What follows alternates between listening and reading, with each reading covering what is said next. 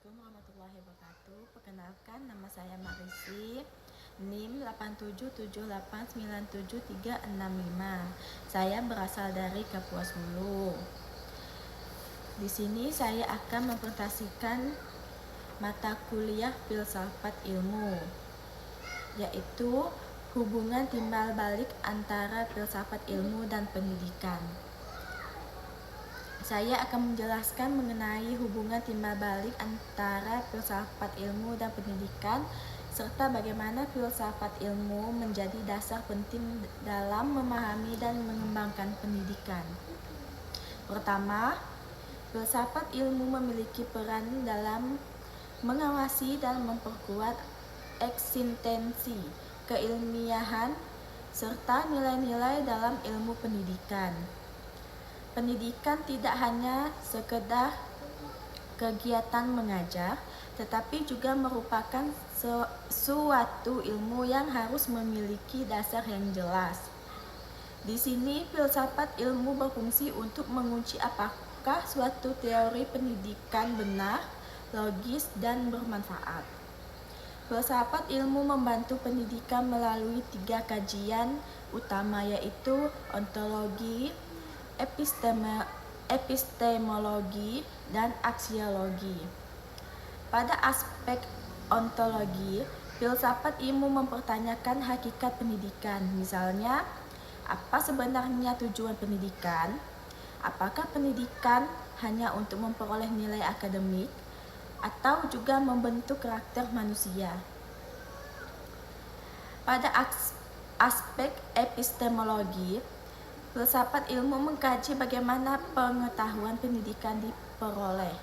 Artinya, metode pembelajaran, penelitian pendidikan, hingga cara guru mengajar harus berdasarkan proses ilmiah yang dapat dipertanggungjawabkan.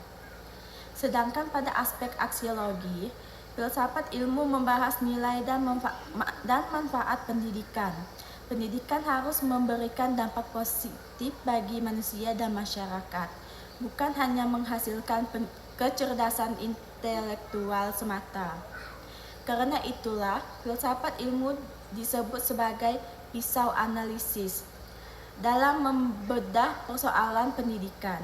Dengan pendekatan ontologi, epistemologi, dan aksiologi, kita dapat menilai apakah suatu kebijakan atau praktik pendidikan sudah tepat atau belum. Kedua, hubungan antara filsafat ilmu dan pendidikan bersifat timbal balik.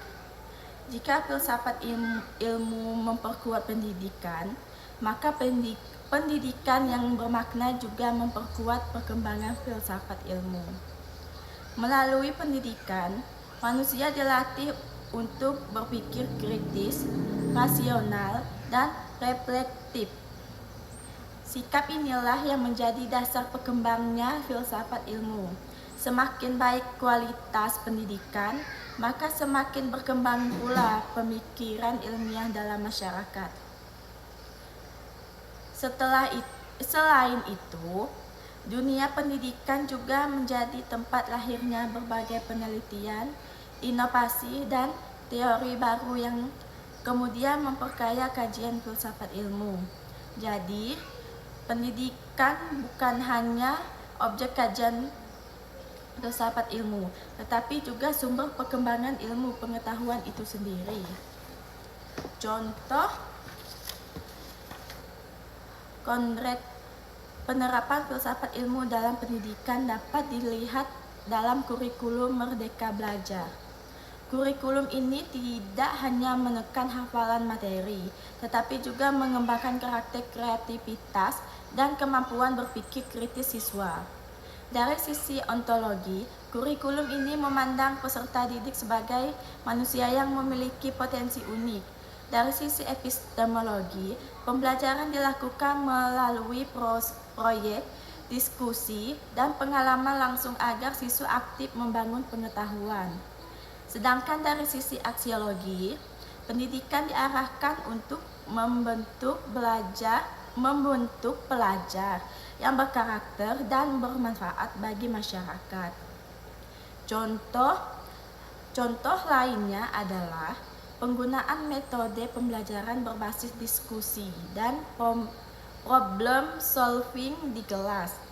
Metode ini menunjukkan bahwa pendidikan tidak hanya mentransfer informasi, tetapi juga melatih siswa berpikir logis dan memecahkan masalah secara ilmiah.